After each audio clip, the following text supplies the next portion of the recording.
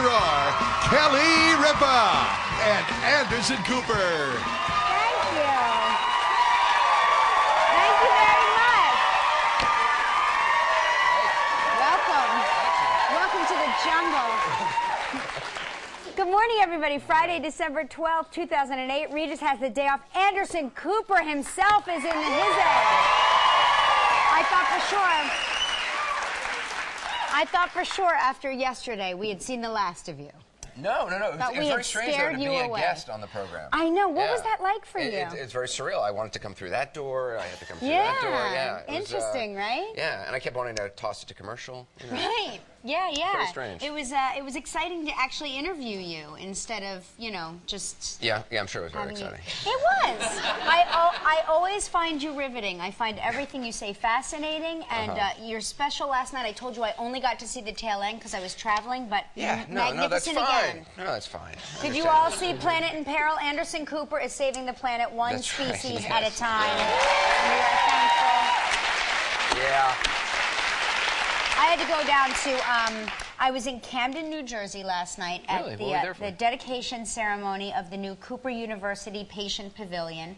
It's an incredible story about Camden. It's the place where my father grew up, and it had big industry there at one time, and then little by little, it's one of these stories that you hear all across America. A lot of the big industries left, and a lot of poverty. People lost their jobs, and slowly but surely, Cooper University Hospital and Campbell Soup they've never left that area, and they're really rebuilding one step at a time. And I discovered a woman there. I didn't discover a woman there. There's a woman there that was so brilliant. There were lots of important political figures. Governor Corzine was there, and he actually, after his car accident, received his medical treatment at Cooper Hospital.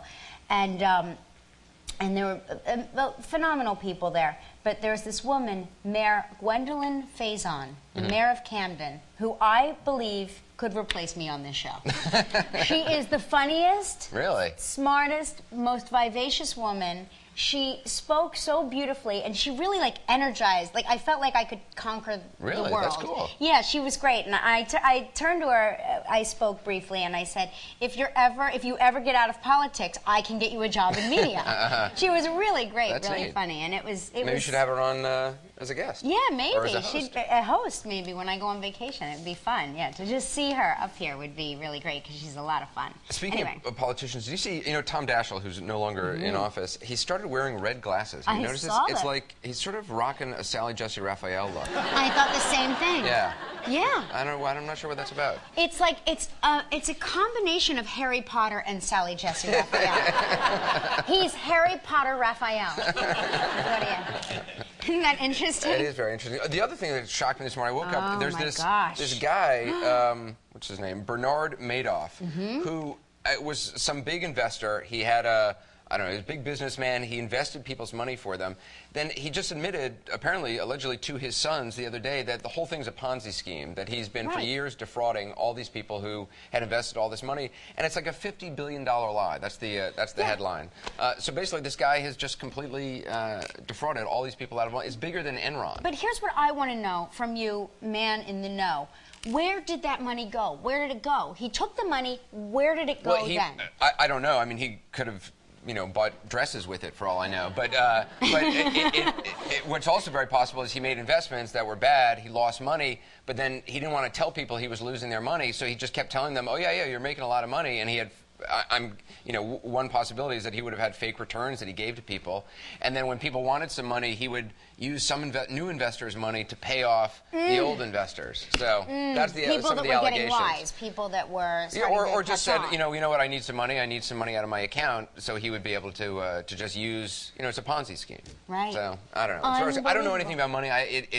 What happens to your money? Where do you put your money? I don't know. I've spent the last month trying to, it's like this is the time of the month where you can change your 401k plan at my job, and it petrifies me. I have no idea what to do. I don't know how to do it. I've looked at the website. It's very confusing. Are you a big investor? No, I'm not at all. And I say this all the time. And actually, Judge Judy Scheinlin has actually sat me down. You're not taking advice from Judge Judy, are you? She is like, listen to me.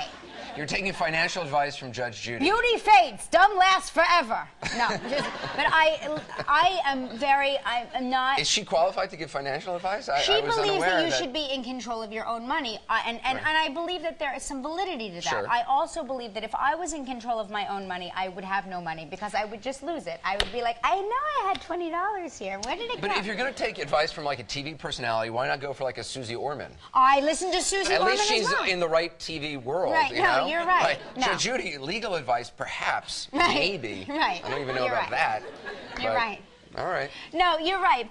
But my point is that you have to know what your areas of expertise are. Right. Yes. You know, and that is not. It's clearly not your area. You Clearly, don't even know. No you don't even know what you're doing with your 401k, Mr. Judgmental. It's scary. It's very scary. Did you ask the gorillas when you were? What do you think I should do about my 401k? Now, you have a dog, right? I have a dog, Chewy. Right. What kind of dog is Chewy? A Shih Tzu, appropriately named. I saw this article in the Wall Street Journal. You know, people are getting their beds bigger and bigger. Now, I don't know. I don't quite understand how this has happened or why this is necessary. Mark and I have an enormous bed. Do you? Mattresses are now like this thick. We run and leap into the bed. What is in a mattress? I don't understand what's in a mattress anymore. I mean, there's like now so many layers and it's technology, and you can buy a mattress for thousands of dollars. I don't understand. It's really. Can I just? I've had the same mattress since college. Yeah, I know. That's a little disgusting, sure. But, what, too much information? I shouldn't share this? Anderson, how is your back feeling? Did I say since college? I meant since last week. Your back must be terrible. I don't know. No, it's a mattress. I mean, what do you need? What's the big deal? Do you flip it over? Do you rotate your mattress around? I don't think so. I don't know. I haven't given it much thought. That's true. You're always living in the jungle somewhere. It's just a normal mattress. I see these things in stores which are now like double the size of my mattress. What's in it? Well, how great can a mattress really be? Listen, we have 3 kids that try to come into bed with us every night. Our bed we have specifically designed to make it tall enough so that children can't get in it. The problem is that now it's so tall we can't get in it. Well, that's the thing. I'm like, I'm up here in the bed, sweetheart. He's like, I'll be up soon. I'm grabbing the fire ladder out of the storage facility. Well, that's what the story is saying, is that people, their pets, are now having a tough time getting into the bed. So they've actually now started to sell things. I don't know if you can see this picture. This is a stair you can buy, a designer dog staircase for $109 that allows your dog to get into bed with you. No bed for Chewy. Chewy really? Chewy doesn't get on the bed? No, really? Chewy does not sleep with us at all. You run a tight ship over there. We do. I mean, you know, Mark. How can you resist your dog when it's like looking up at you? She's very cute. She really is cute. Yeah. But there is also that chance that Chewy. There she is. There's the Chewy-licious. Oh, she's the Chewy Wooey. She's a Chewy. And it's so funny. That is her personality right there. I think that maybe she's depressed. Well, I don't know. Yeah. I think she's never gotten over the fact that her first set of parents gave her up. We got her from the pound. And I think that she carries that around with her. Well, it's funny, because she's always like... My mom had a Shih Tzu, and they're actually nice dogs. They've sort of got the heart of a big dog in the body of a little dog. And as long as you keep their hair short, I think it's okay. It's when their hair gets really long. But recently, a viewer sent in an email to me saying that they had named their dog after me, which I thought, oh, you know, that seems like a nice thing. So I was kind of, and they'd enclosed a picture in an attached document, and I thought, oh, you know, I was thinking maybe it's like a greyhound, or I don't know what sort of, Doberman Pinscher, something cool. And I click on it, and it's this Shih Tzu with like this long hair and a little red bow in his hair. I was like, what? What? I was like, I don't know if you should be insulted or what. I'm going to change Chewy's name to Anderson Cooper. Yeah. We're going to change your name to AC360. Yeah. But my mom had a Shih Tzu for years, which she loved. What was the dog's name? That was what was funny. My mom would change the dog's name depending on what my mom was reading. Yeah. So this dog developed serious issues. Like for a while, it was like Anna, and then it was like my mom was reading the Diaries of Anna Freud, so it was like Dr. Freud. I mean, the whole thing was just it was very strange. And then finally, one day my mom decided she loved this dog so much she wanted to get another Shih Tzu. So she got another Shih Tzu, and the first Shih Tzu just freaked out. Like, it had a complete mental breakdown because I think it was the first time it realized it was in fact a dog. Right. So my mom succumbed to this blackmail and gave away the second dog. That's how we got Chewy. Right. And immediately once the second dog leaves, the first dog is ecstatic, happy, returns to its normal self. And about a week later, my mom, the friend that my mom gave the dog to, took a picture of it, and my mom took the picture and showed it to the first dog, and the first dog had a complete relapse. No kidding. Emotionally, was devastated. It never really recovered. I wonder if that variety of dog is fragile emotionally. I wonder if that's like a little toy. It's like yeah, it's fragile. It's like a little thing you could squish. No, but Chewy is like our Chewy, and you've seen her here. We put her on the Halloween show. She was in a full witch's costume. I swear, she's the world's biggest Shih Tzu. Yeah. And I'm not going to say it with your fancy pronunciation. Isn't it a Shih Tzu? Is it well, I don't know. Well, it's not a road. I like saying it the way I say it. So, do you like the fast food? I do like the fast food. You probably don't eat a lot of fast food. I don't eat a lot of fast food, but once in a while I will treat myself and have a Happy Meal from McDonald's on my way to the Hamptons at Manorville, that wonderful, glorious The Manorville stop is a nice McDonald's. It is the greatest McDonald's in the universe. It is very nice. It is. If you are going to go to a McDonald's, the food is hot, piping hot. It looks the way it looks in the picture. Always seems fresh at that one. Service with a smile. It is... They are glorious there, and we love you, Manorville McDonald's. Thank you for feeding me and my family on the weekend. Yeah. Because the ones in New York are a little depressing. The ones in the city are a little bit depressing. I like a drive-through window, and there's I know. I don't want to go in. Right. I don't want to be seen. So what's creeped me out? This sort of creeped me out. This is a picture of a young lady and her friends bathing in a sink at a KFC, which is really the last thing you want to think about. And then, so... She's washing her breasts and thighs.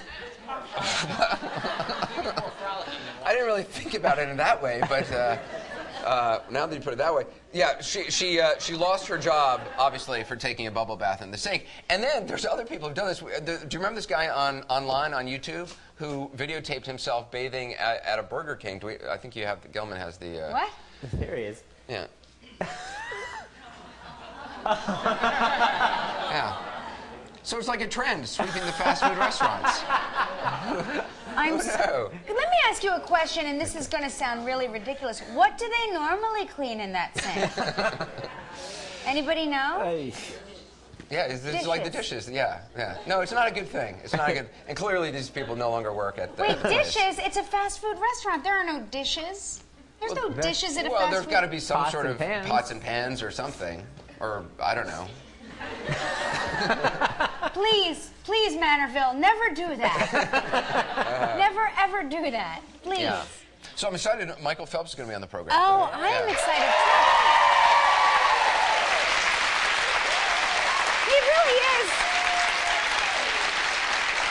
He is an extraordinary guy. I mean, he really has sort of single-handedly, he got our son Joaquin off of the swimmies and into the pool. He really did. I mean, he has tremendous... What are the swimmies? You know, the little inflatable armbands that render your child floating on the surface while the rest of the family swims. And you know, I said, Michael Phelps is not wearing floaties, and that was it for Joaquin. Yeah. He went for it, and we finally, I was beginning to think that he would be the first 30-year-old man in floaties. Right. Floating on the top, but... Well, he's a great guy. Actually, I did a piece on 60 Minutes that broadcast recently, a profile of him. You did? Yeah, so I was able to spend a lot of time with him over the last couple of months, and I challenged him to a race. Stop it, you did not. Well, because he was saying how he was out of shape. Which, you know, for Michael Phelps, you know, I mean, I don't know what that means, but you know, he hadn't been in the pool... He'd been in the pool a handful of times since the Olympics. Right. So I figure if you're ever going to challenge Michael Phelps to a race, now is the time to do it. Right. Strike while he's weakened. Right. Did he have the flu also? No, he didn't. He didn't. But I made all these conditions because, you know, the reason I wanted to race him is because you watch the Olympics and, you know, it's all Olympic caliber athletes racing each other, and you know they're going fast because the time's really fast, but you have no real sense of how they would do against a regular person. So I thought it'd be kind of interesting to see. But we decided to give him some conditions because obviously if I just raced against him, he would just destroy me. So the deal was I could swim one lap freestyle and I could dive, and he had to swim underwater, holding his breath, the entire time and not taking a single stroke. What do you mean? He couldn't use his hands or his feet? He couldn't actually stroke it, like take any kind of Why stroke. didn't you tie cement around his waist while you were at it and make it really fair? I want to show you Okay, yeah, I want to see what actually happened. This is incredible. Take your mark. Go.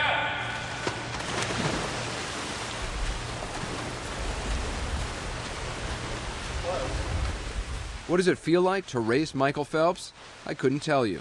He moved by me so quickly, I never even saw him. I don't even know. I honestly don't even know what he was doing. I mean, he was just doing that thing. Phelps, I gotta tell you, you and I have been friends for a couple of years now. I'm a little disappointed with your choice of swimwear. That's all. It's funny. I had expected a little less clothing on the bottom there. Well, it's funny. I realized. Yeah, thank you. I appreciate that. What is? Are you wearing? Thank you. I'm sorry. Are you wearing culottes? I'm wearing. Are those culottes? You're not surfing. Yeah, I'm wearing bloomers. I'm wearing like 1920s style underwear. Like I'm. Where's your swimming. sunbonnet? I know. I know. Well, you know, it's embarrassing. I mean, no matter what you do, it's embarrassing standing, you know, in swim trunks next to Michael Phelps because you just look like a schlub no matter what. I mean, I'm a schlub. I know but you have a great physique. No. Yes, you do. Anyway, don't sell yourself. But I realized that the bathing suit was a tragic mistake. Yeah, as soon as you saw it. As soon as I saw it, I was like, Yeah. Are you one of the No, people? Speedo. Like, I'm not going to wear Speedo. I mean, Come that's on, wear absurd. Speedo. No, please. Come on. Yes, please. Come on, give us all a treat. Oh, right. I'll tell you what. We will run upstairs and we'll get Regis's Speedo. Or Art's thong, Art Moore's thong, and we'll have you put that on when he comes out, and then we'll see what's what. Oh yeah, that's not going to happen. Not in a trillion years. Are you like me, or is anybody out there like me? When you watch the Olympics, you then immediately assume that you can do that? Oh, totally. Yes. Yeah. Well, that's why I thought it'd be fun to swim against it. And I was swimming all out. I was cupping my hands. I was doing the whole thing. Yeah. And I'm not a terrible swimmer. I didn't even see it. He just whizzed right by me. I was Shaun Johnson for the Halloween show, and I was like, you guys, listen. They're like, what we're gonna do, Kelly, is we'll have you like get on the balance beam. We'll show you on there, and then we'll cut. And we'll have Shaun Johnson do gymnastics on the balance beam, and then we'll cut back to you dismounting. And I said, you don't even need to get her because I saw the Olympics. I can totally do it. And I literally got on the beam, and I was like. I'm not kidding. I got on the beam and I went like this. And I went to dismount and I thought, am I on drugs? I thought that I would dismount. Right. I was prepared to do a double back tuck. I hope you weren't wearing heels. I was not wearing heels. Okay. I was wearing a full gymnastics. Full okay, that's so funny. These costumes come in 3 sizes. By the way, Small, I don't think they call them costumes. No, I'm just I know. throwing that out there. Uniforms. Yes. Well, I don't know. These are highly trained athletes. These No, are I not know. people pretending to be athletes. It was red They wear sparkles. costumes. It's a costume to me. It had red sequins on Okay. it. So I thought, okay, there's 3 sizes of this uniform: small, extra small, double extra small. I'm not kidding. When I put it on, talk about a thong, it was scary.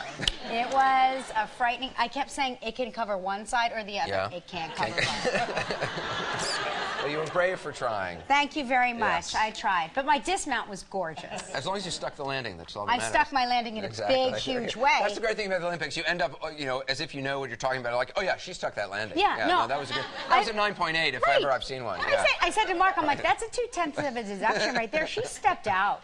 She stepped out. He's like, what are you talking about? I said, I don't know. I heard them say this earlier. Just repeating what I heard. Are you ready for a big show? Oh, we got a big show. Deborah Messing is here. Nothing like the holidays. I'm the starter wife. Also, Olympic champion Michael Phelps, his new book, No Limits: The Will to Succeed. This is it right here. That's the new book? I'm going to ask him to autograph this for my sons, you know? Sure, I want yeah. them to read it, something inspirational for them. We're also going to open up Regis and Kelly's inbox. We're going to answer your questions so and send us take your an email. comments. Yes. Send us emails.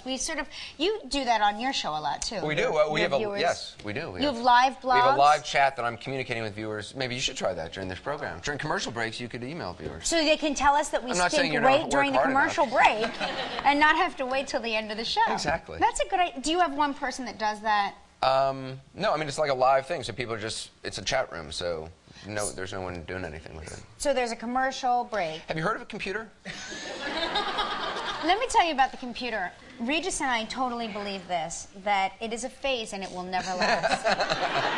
I don't think that's going to happen.